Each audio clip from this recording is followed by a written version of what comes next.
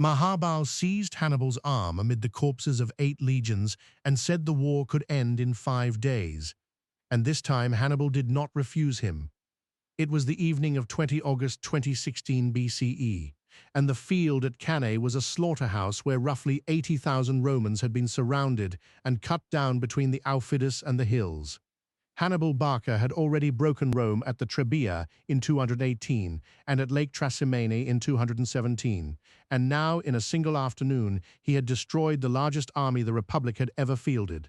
Maharbal, who led the Numidian horse that had sealed the encirclement, urged him to send the cavalry ahead at once so that within days they might dine on the capital. In the history we know, Hannibal hesitated, and Maharbal reproached him, "You know how to win a victory, but not how to use one." In this alternate timeline exploration, we examine what could have happened had Hannibal said yes, and why the real history unfolded differently.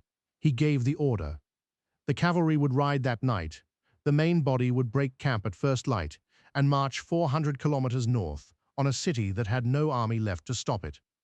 But what the Carthaginians did not yet understand, what the walls ahead of them would soon reveal, was that annihilating an army and taking a city were not the same act. The catastrophe and the enemy arrived in Rome as a single rumor, and the forum filled with the sound of women searching the crowds for names of the dead. Riders from the wreckage reached the city before the dust of Hannibal's column had settled, and with them came the impossible arithmetic. The consul Lucius Aemilius Paulus dead on the field. His colleague Gaius Terentius Varro fled with a remnant toward Venusia, tens of thousands gone in an afternoon. The Senate convened in something close to panic. There was talk, briefly, of abandoning Italy altogether. Yet even in that first hour, the older instinct held. The praetors forbade public mourning past a fixed number of days so that grief would not paralyze the state. They closed the gates against deserters and posted watches. Quintus Fabius Maximus, the man they had once mocked as the delayer, moved through the chamber with the authority of a prophet vindicated, counseling calm walls and time. Rome would not send envoys to Hannibal. It would not ransom the men he had captured. It would raise new legions from debtors, from boys, from enslaved volunteers armed at public expense. The decision was made before the enemy was even in sight, and it would define everything that came after. The Carthaginian column climbed north through a countryside its own campaigns had already stripped bare, and every loyal town it passed shut its gates and cost it another day. Hannibal moved with the confidence of a man who had never lost in Italy, and in the south that confidence was rewarded.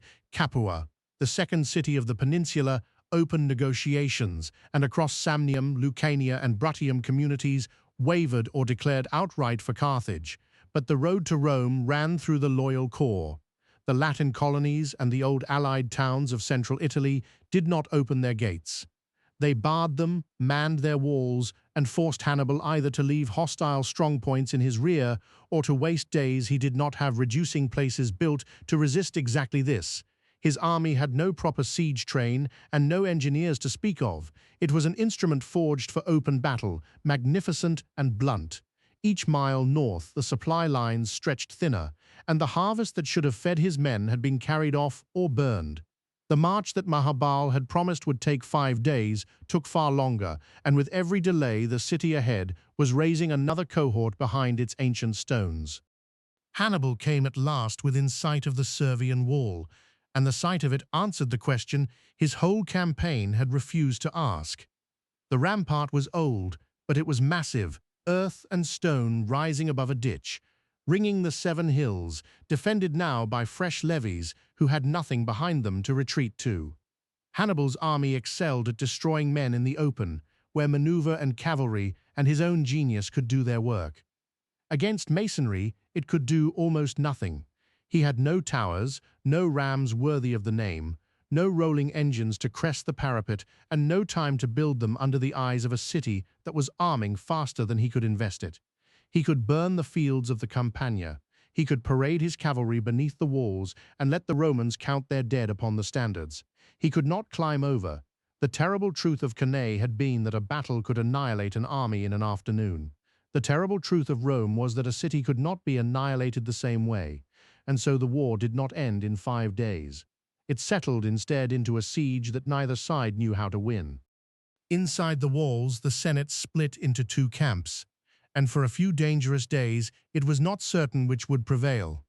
One faction argued the unarguable, that the field army was gone, that Hannibal had never been beaten, that terms now might spare the city the horror of a storm later.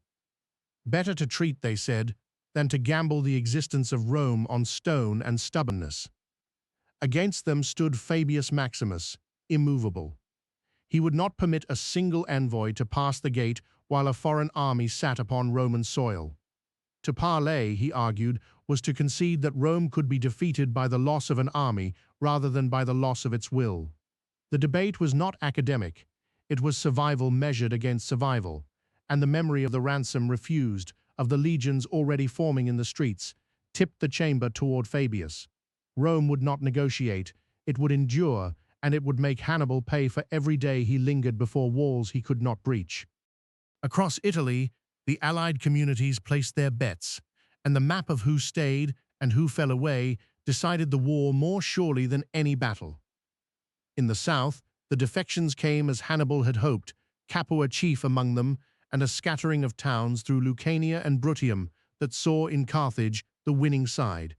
But the pattern held only where Rome's grip had always been shallow.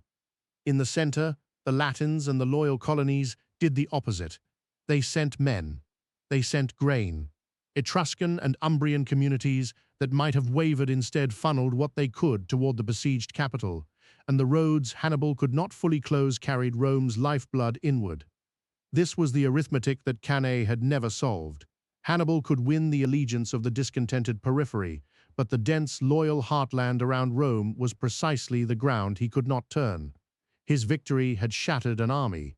It had not shattered a system, and a system, unlike an army, could bleed and still stand. The blockade dragged into the cold, and it was Hannibal's own lines, not Rome's, that began to fray. To ring a city the size of Rome required more men than he had, and so the investment was never complete. Couriers and pack trains slipped through the gaps his thin cordon could not seal. His soldiers, camped in the marshy ground of a wasted countryside, sickened. Forage grew scarce where he had already burned the land to reach it, and the reinforcements that alone could have turned the siege from theater into strangulation did not come. In Carthage, the Senate hesitated. Hanno the Great and his faction argued against pouring men and silver into Italy for a war that never seemed to end, however brilliant its battles. The very completeness of Cannae worked against Hannibal now. If he had already won, why send more?